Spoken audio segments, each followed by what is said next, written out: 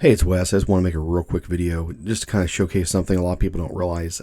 You can use taxes to an advantage. So let's say you were running an LGS and you were paying $1,000 rent. And these numbers are totally made up. You're paying $1,000 a month in product. You have about $200 shop needs per month. That's things like printer, toner, paper, odds and ends that pop up. So we're talking about an already established store. You're not going out and buying slat walls. And to be honest, 200 is probably high, but I'm just putting it at that. Like I said, these numbers are made up. And let's say you're spending $500 a month in marketing, whether it be online or local marketing, whatever. Your total cost per month, operating cost, is $2,700.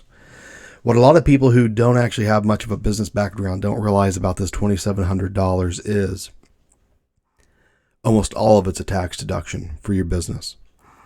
That's why in the last video we talked about having a team. And one of the people I mentioned having in your team is a good tax professional, because $2,700 per month is your operating cost. But you can probably, and this varies from region to region, location in the world, because I realize that this is going out on YouTube and not all the laws in the world are the same. But where I am in my neck of the woods, that's all a tax deduction.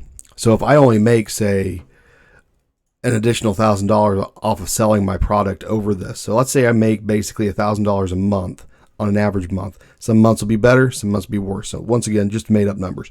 So if I make $1,000 a month and that's all I'm earning, I'm not paying this $2,700 in taxes. All I'm paying is on that $1,000 that I earned.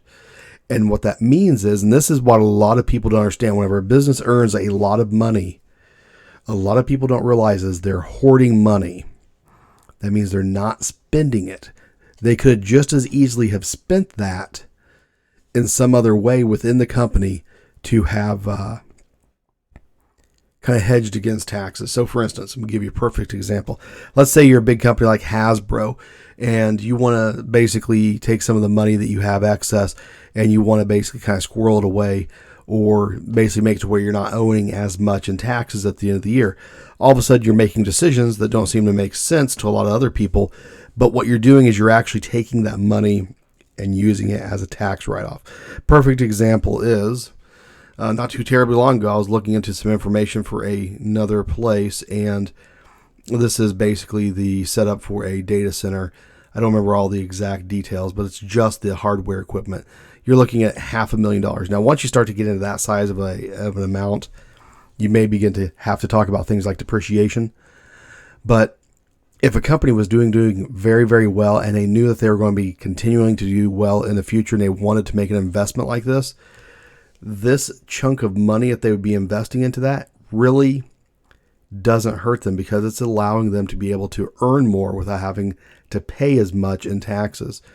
And so reinvesting into your own self, into your own company, into your own business is really kind of the key to having taxes work for you. I appreciate you tuning in.